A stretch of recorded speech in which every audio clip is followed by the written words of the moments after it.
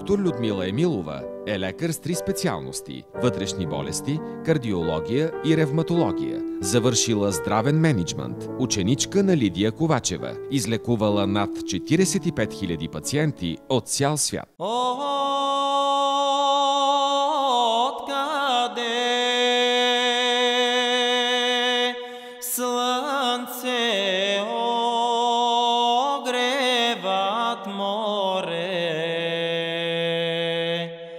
Райска трапеза стаена.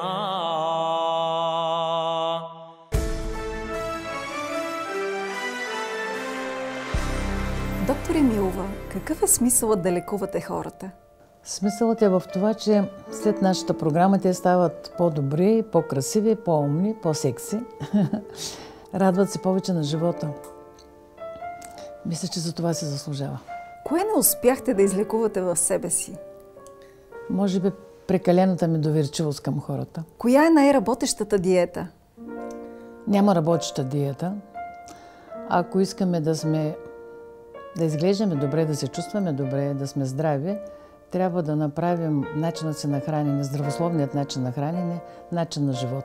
Разбира се, към това трябва да прибавим и физическо натоварване, защото едното без другото не е достатъчно напълно. Как да се храним здравословно? Здравословното хранене, най-здравословното, изключва приема на каквито и да са животински храни и включва прием на много сурови плодове, сурови зеленчуци, бобови храни, пълнозърнести храни, сурови семена и ядки. Разбира се, само това не е достатъчно. Трябва това да се съчетава с умерена физическа активност. Каква храна ни трябва да консумираме? За да отговоря на този въпрос, ще се позова на всички сериозни научни изследвания, направени от честни учени в последните 20 години, които показват, че най-тежките болести, като ракови, дегенеративни болести, като високо кръвно налягане с всичките му последствия, са резултат от прием на прекалено много животински храни и повечето от тях са с недобро качество, разбира се. Прием на храни бяло брашно, бяла захар, в големи количества също. Оттам вече, освен високото кръвно налягане, трябва да споменем и диабета, който е също един от бичовете на съвременното общество, тъй като води до редица усложнения, съкращаващи много живота на хората. И тук трябва да кажа, че диабета, втори тип, би могъл да се лекува, ако тези, които го имат вече, спрат всякакви животински храни. Не толкова храните бяло брашно, бяла захар, колкото мазнините в животинските храни са причина тези хора да имат висока кръвна захар и всички усложнения, следващи диабета. При диабет първи тип, който знаем, че най-често се среща при деца и млади хора, там спирането на всякакви животински храни може да даде шанс на тези деца да живеят дълго, да станат възрастни, без да имат страшните усложнения на диабета, ако те не се хранят с никакви животински храни, тъй като в този случай кръвната им захар ще бъде нормална при съвсем минимални дози инсулин, които трябва да се поставят. Раковите заболявания, ако вземем предвид, най-много рак на гърдата и рак на дебелото черво имат хора, които едат много животински храни, месо, мляко и млечни продукти и други такива. Специално за ракът на простатата се доказа по време на едно от най-добрите изследвания, свързващи храната с болестите, така нареченото китайско проучване, че сиренето е главна причина за рак на простатата при мъжете. Какво смятате, че е най-важно да направите от сега нататък във вашата работа? Имам така една страхотна цел да науча малките дечица как да се хранят. Така че те да не се срамуват и да не се притесняват, когато в голямото междучасие не отиват да се купуват храни буклуци от близките лавки, извадят ябълката, която са си приготвили от къщи или някакъв друг плод и да не се срамуват от това. Малките сега растат много умни, много интелигентни деца. А ако ние им обясним по простичък начин, защо не трябва да ядат храни буклуци, защо трябва да предпочитат сурови плодове и сурови зеленчуци, мисля, че от това по-хубаво няма.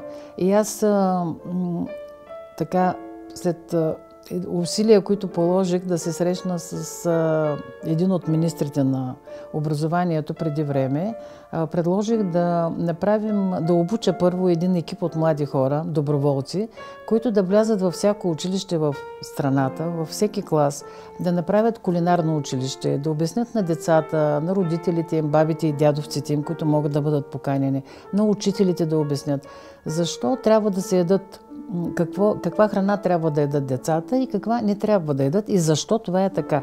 И пред децата може да се демонстрира какви вкусни храни могат да се приготвят, включително сладки неща, които не съдържат захар и бяло брашно и не са вредни, а напротив са полезни. И така самите деца, ако те са обучени, ако това може да се въведе и такъв предмет в училище, мисля, че това би им помогнало децата да растат здрави, защото сега най-болни от всички са децата.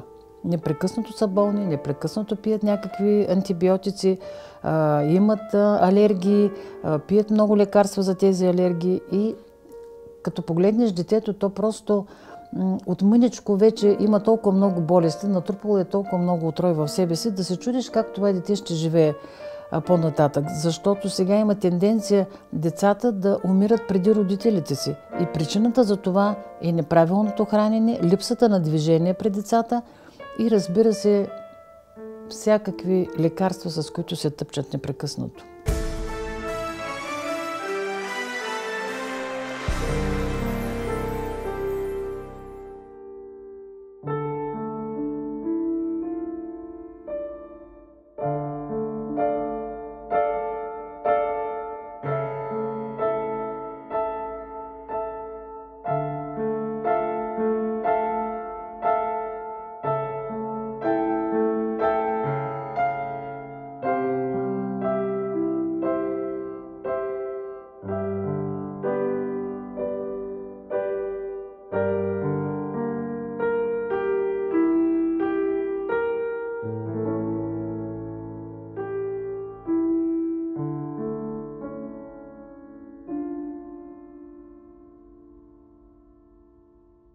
Една малка молитва, едно изречение би могла да направи живота ни доста по-различен. И колкото по-бързо минем към духовното и не се втренчваме в материалното само и забравим комплексите си, които ни карат да се караме с другите, да им завиждаме или да искаме те да ни завиждат или нещо подобно. Изобщо махнем тези лоши чувства от себе си и мисли, толкова по-бързо ще станем истински хора. Не е важно колко години ще сме на този свят. Важното е да имаме живот в годините, а не години в живота си. Важното е, докато сме живи, независимо колко ще живееме, да сме здрави, да сме с ума си, както казват старите хора. Откъде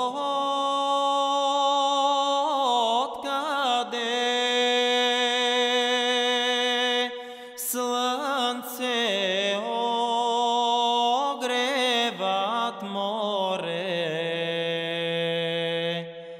райска трапеза стаена, на нея седат си свети.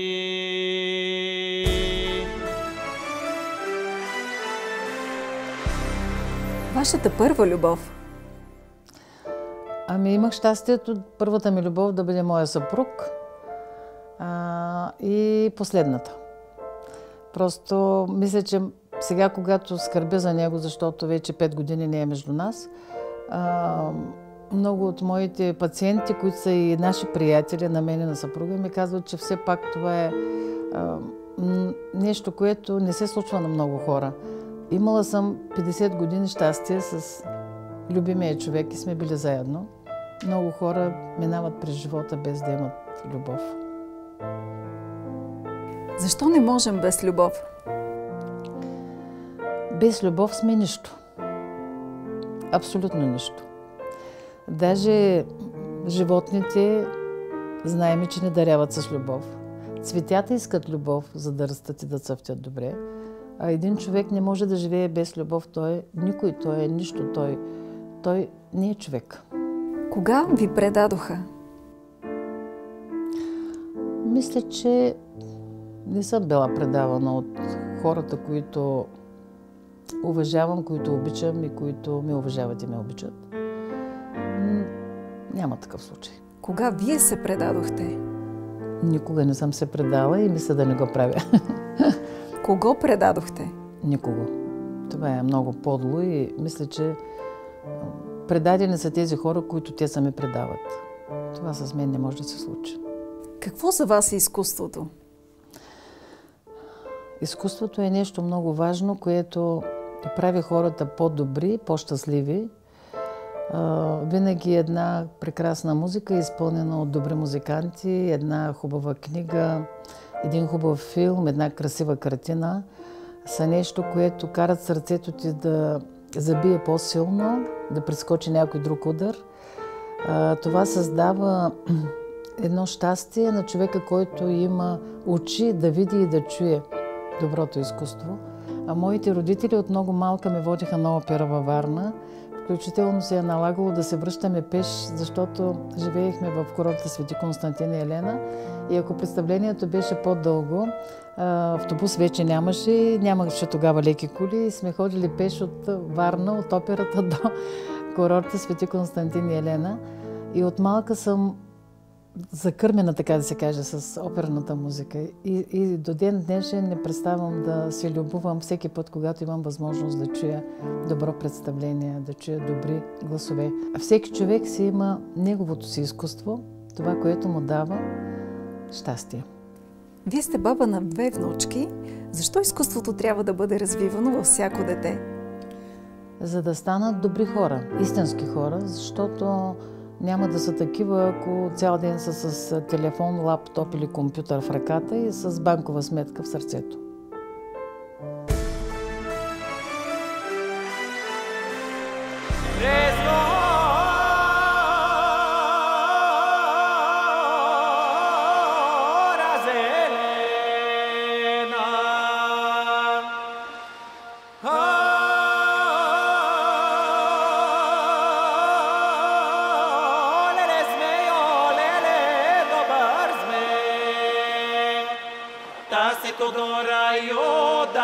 Червени ветрито, доро Еленова кланевесто.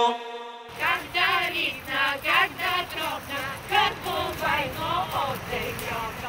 Когда ритна, когда дробна, кърпувайно от дегьока.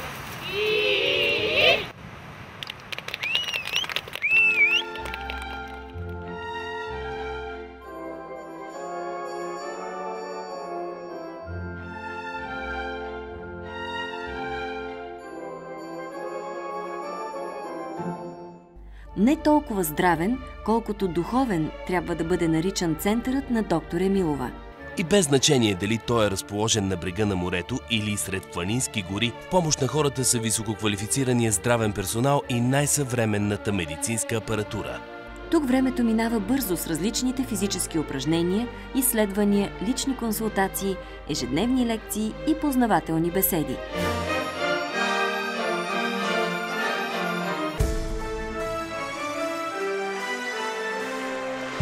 Каква е цената на славата? Струва ли си?